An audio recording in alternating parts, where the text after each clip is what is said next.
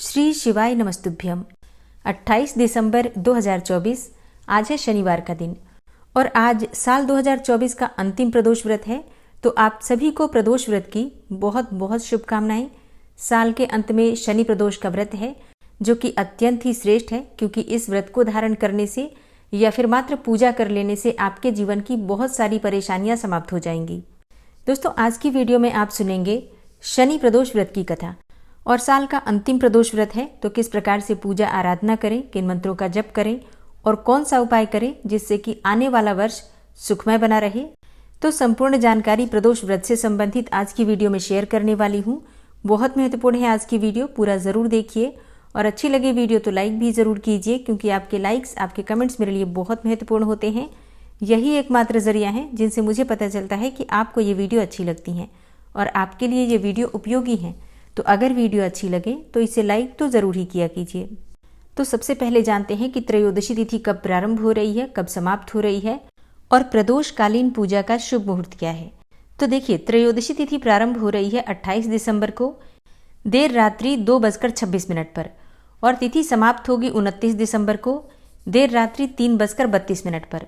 तो ऐसे में सूर्योदय कालीन तिथि भी है और शाम को प्रदोष काल में भी त्रयोदशी की तिथि हमें प्राप्त हो रही है 28 दिसंबर को।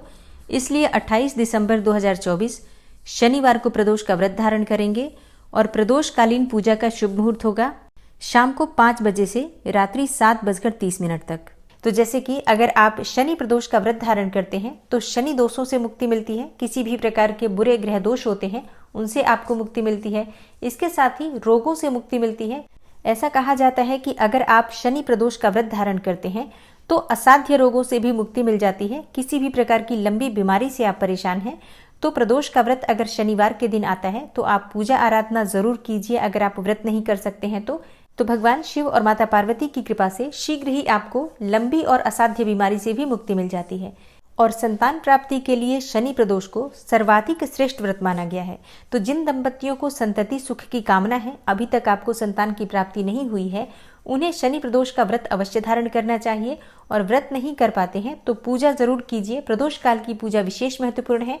अगर आप प्रदोष काल में पति पत्नी पूजा आराधना करते हैं तो निश्चित ही आपको उत्तम और योग्य संतान की प्राप्ति होती है। और हाँ, जो भक्त व्रत नहीं करते हैं उन्हें भी भगवान शिव और माता पार्वती की पूजा करने के बाद कथा अवश्य सुननी चाहिए। कथा सुनने से मन की समस्त कामनाएं भी पूर्ण होती हैं और भगवान शिव का विशेष आशीर्वाद भी आपको प्राप्त होता है। तो पूरे भक्ति भाव से कथा अवश्य सुननी चाहिए। शनि प्रदोष की पौराणिक कथा के अनुसार प्राचीन समय की बात है, एक नगर में एक सेठ रहता था। नगर सेठ धन दौलत और वैभव से संपन्न था और अत्यंत दयालु था। उसके यहाँ से कभी भी कोई भी खाली हाथ नहीं लौटता था। वह सभी को जी भरकर दान दक्षिणा देता था। लेकिन दूसरों को सुखी देखने वाले सेठ और सेठानी स्वयं बहुत दुखी रहते थे और दुख का कारण था उनकी संतान का न होना। एक दिन उन्होंने तीर्थ यात्रा पर जाने का निश्चय किया और अपने काम काज सेवकों को सौंपकर चल पड़े। अभी वे नगर के बाहर ही निकले थे कि उन्हें एक विशाल वृक्ष के नीचे समाधि लगाए एक तेजस्वी साधु दिखाई पड़े। दोनों ने सोचा कि साधु महाराज से आशीर्वाद लेकर आगे की यात्रा शुरू की जाए। पति पत्नी दोनों समाधि लीन साधु के सामने हाथ जोड़कर बैठ गए और उनकी समाधि टूटने की प्रतीक्षा करने लगे। सुबह से शाम हो गई और शाम से फिर रात हो गई, लेकिन साधु जी की समाधि नहीं टूटी। मगर सेठ पति पत्नी धैर्यपूर्वक हाथ जोड़कर बैठे रहे। अंततः अगले दिन प्रातःकाल साधु जी समाधि से उठे और सेठ पति पत्नी को बैठे देखकर वह मंद मंद मुस्कुराए और आशीर्वाद स्वरूप हाथ उठाकर बोले, हे वत्स, मैं तुम्हारे अंतर्मन की कथा भाप गया हूँ। मैं तुम्हारे धैर्य और भक्ति भाव से अत्यंत प्रसन्न हूँ। साधु ने संतान प्राप्ति के लिए उन्हें शनि प्रदोष का व्रत करने को कहा। साधु ने कहा कि शिव पार्वती की पूजा शनि प्रदोष व्रत के दिन करने से और शनिदेव की पूजा करने से तुम्हें उत्तम और योग्य संतान की प्राप्ति होगी। साधु से आशीर्वाद पाकर और शनि प्रदोष की विधि जानकर सेठ सेठानी प्रसन्न मन से तीर्थ यात्रा की ओर निकल पड़े।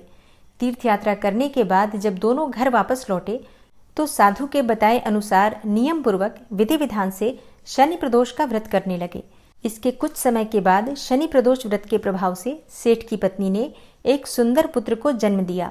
इस व्रत के प्रभाव से उनके यहाँ छाया अंधकार लुप्त हो गया। दोनों आनंद पूर्वक रहने लगे। तो जो भी भक्त सच्चे मन से भगवान शिव और शक्ति की आराधना करते हैं और शनि प्रदोष के दिन शनि भगवान की भी पूजा आराधना करते हैं तो निश्चित ही उनके मन की कोई भी कामना हो भगवान शिव, शक्ति और शनिदेव की कृपा से पूर्ण होती है। और अब कुछ बहुत ज़रूरी चीज़ें जिनका ध्यान आपको प्रदोष व्रत करते समय रखना है। देखिए, शनि प्रदोष है, कुछ चीज़ें अगर आप कर लेते हैं आज के दिन तो सभी प्रकार की जो परेशानियां हैं आपके जीवन में वो समाप्त हो जाएंगी। वो किसी भी प्रकार की परेशानी हो सकती है आपकी, लेकिन शनि प्रदोष का दुर्लभ संयोग जब प्राप्त होता है तो बड़ी परेशानियां जो होती हैं उनके समाप्त करने के लिए आप कुछ विशेष उपाय जरूर कीजिए। तो सबसे पहले तो जैसे कि आप भगवान शिव और शक्ति की आराधना करेंगे, उसके बाद घर के आसपास कहीं भी पीपल का वृक्ष हो तो वहां जाकर आपको एक पात्र में थोड़ा सा दूध, जल, काले तिल, अक्षत और थोड़ा सा शक्कर मिलाकर पीपल की जड़ में अर्पित करना है और लक्ष्मी नारायण का मन में ध्यान करना है। भगवान शनिदेव का अपने मन में ध्यान करना है और अपने पितरों का स्मरण करना है और विधि विधान से पीपल वृक्ष की पूजा आराधना करके एक दीप दान करके पीपल की परिक्रमा कर लीजिए। आप चाहे तो 7 बार कर सकते हैं, 11 बार कर सकते हैं और अगर समय नहीं है तो 4 बार भी पीपल की परिक्रमा कर सकते हैं। और हाँ, आप चाहें तो शाम के समय भी पीपल में दीप दान कर सकते हैं, लेकिन सुबह की पूजा अनिवार्य है क्योंकि शाम के समय जल नहीं अर्पित करना चाहिए पीपल में, लेकिन दीप दान आप शाम को भी कर सकते हैं। और अगला कार्य आपको करना है, जब आप भगवान भोलेनाथ की पूजा आराधना कर रहे हैं, शिवलिंग की पूजा कर रहे हैं, तो आपको शमी पत्र अगर मिल जाता है तो शमी के पत्र अवश्य भगवान शिव को अर्पित कीजिए। और इसके साथ ही अगर आपको पुष्प भी मिल जाते हैं शमी के, तो जरूर आज के दिन आपको शिवलिंग पर अर्पित करना चाहिए। काले तिल पूजा में जरूर शामिल कीजिए। आज काले तिल शिवलिंग पर अर्पित करने से किसी भी प्रकार के ग्रह दोषों से मुक्ति मिल जाती है। और हाँ, जैसे कि शनि प्रदोष है तो आप चाहें तो कच्चे दूध में थोड़ा सा जल मिलाकर, काले तिल मिलाकर और शक्कर डालकर इसी से आप भगवान शिव का अभिषेक कर सकते हैं। शनि प्रदोष के दिन काले कुत्ते को रोटी में सरसों का तेल लगाकर जरूर दीजिए। तो आज के दिन इन बातों का ध्यान रखिए। निश्चित ही भगवान शिव, माता पार्वती और भगवान शनिदेव की कृपा से आपके जीवन की बड़ी से बड़ी परेशानियों का समापन होगा, इसमें कहीं कोई संशय नहीं है। क्योंकि भगवान भोलेनाथ की कृपा जब प्राप्त हो जाती है तो दुर्लभ से दुर्लभ मनोकामनाएं भी पूर्ण हो जाती हैं और बड़े से बड़े संकटों से भी मुक्ति मिल जाती है। तो साल का अंतिम शनिवार भी है और प्रदोष का व्रत भी है, जो कि अत्यंत ही श्रेष्ठ है। आज के दिन आपको विशेष रूप से भगवान शिव, माता पार्वती की पूजा अवश्य करनी है। व्रत धारण करें या ना करें, पूजा आप कर सकते हैं। ये सभी उपाय आप कर सकते हैं और विश्वास कीजिए, इन उपायों को करने से आने वाला वर्ष आपका सुखमय होगा, इसमें कहीं कोई संशय नहीं। उम्मीद करती हूँ ये वीडियो आपके लिए उपयोगी होगी। तो अगर वीडियो पसंद आई हो तो लाइक कीजिए, शेयर कीजिए और चैनल पर पहली बार आए हैं तो सब्सक्राइब करके बेल आइकन को जरूर प्रेस कर लीजिए। इससे ये होगा कि इस चैनल पर जो नई वीडियो अपलोड होंगी उनकी नोटिफिकेशन आपको सही समय पर प्राप्त होगी। मिलती हूँ मैं आपसे अगली वीडियो में, तब तक के लिए जय भोलेनाथ।